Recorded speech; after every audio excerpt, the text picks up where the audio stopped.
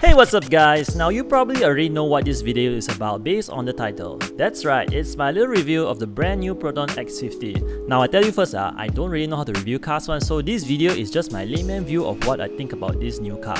Now I'm excited for this car because it's probably one of the most hyped cars for this year.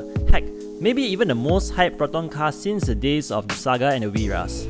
Now for all the specs and stuff, you can Google for it or look at it on YouTube, as there already have been many pro reviews who have done their first look at this car. Exterior.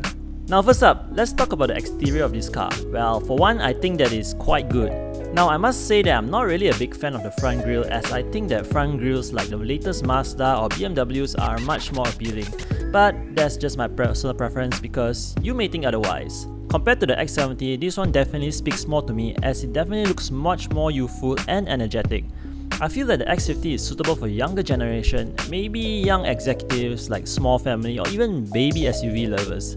Maybe you would prefer the X70 if you are more of a family man or looking for something that has more space and a much more executive feel.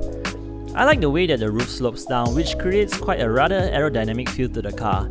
You get 17 or 18 inch wheels depending on the variant that you buy, and wow, I must say that the red calipers on the brakes give it quite a racing vibe. Very nice touch, Proton.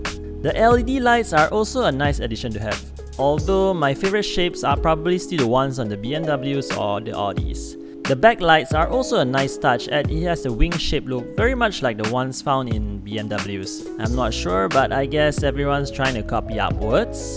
Interior. If you thought that the exterior was good, I would say that the interior matches equally, if not better. While seated inside, you can immediately feel that premium luxury feeling.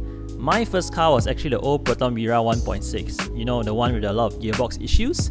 Yeah, so looking back and comparing it with this, I would say that it's a massive step up by Proton.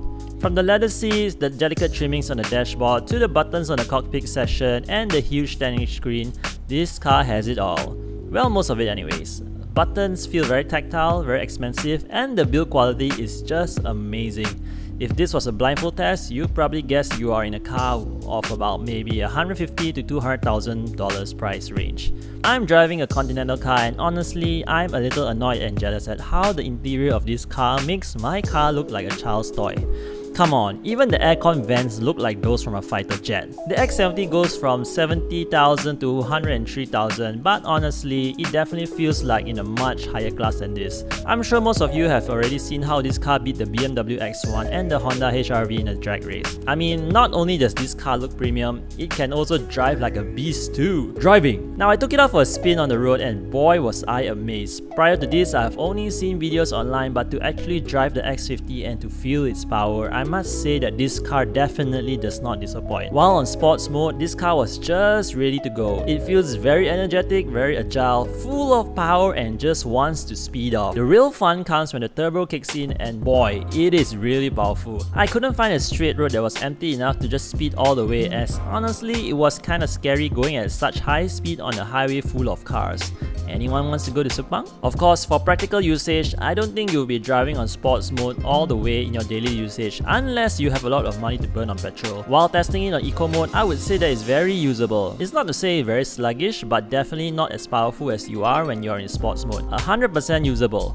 Now I'm kind of a gentle driver, and I almost never use sports mode even though I'm driving on a Continental car, because I like to save petrol. Either way, the power is there if you need it. I was so excited to see how fast the car can go when I took on the accelerator that I completely forgot to check out the sunroof on this flagship model. The things I like about the X50. Now there are many things I like about this car. I love the interior of the X50 as much as I love nasi lemak.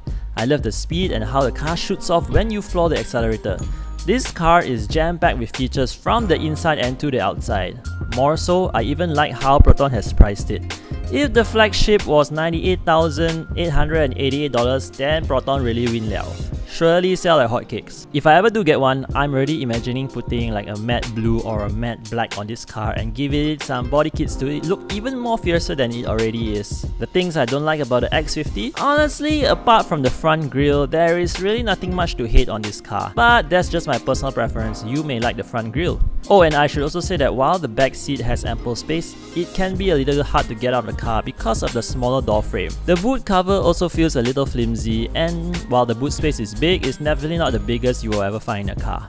Will I recommend this car? Of course! I would say that this is a car for everyone. It is a car that generally most Malaysians will love, that is, until the X50 floods the road, because every Tom, Dick and Harry will be driving this car. Is this a good or bad thing? You decide. If you don't want to be seen driving the same car as everyone else on the road, then maybe you might want to consider modding your car, changing it into a special color, or maybe getting another car altogether. So who will buy this car? I would say that anyone who has a budget of 60 to 90 or even 100,000 and are looking at Toyotas or Hondas probably will get tempted to buy this car because it just outshines all the competitors. Heck, even cars that are in the 100,000 to 150,000 range will probably lose out to this model. Now who do I think will probably end up not buying this? People who care about brand image or brand identity. For many years, Proton was not what it once was during the 90s or the 80s, a shiny beacon that locals can feel proud of. But lately, under the combined strength with its China counterpart at Geely, it is well on its way to becoming the #1 automaker in Malaysia once again. So if you are already driving a Mercedes, BMW or Audis, you might not be able to face a Proton badge. Maybe some people would think like, hey, what a downgrade. But for everyone else, it will probably be a joy to buy and drive.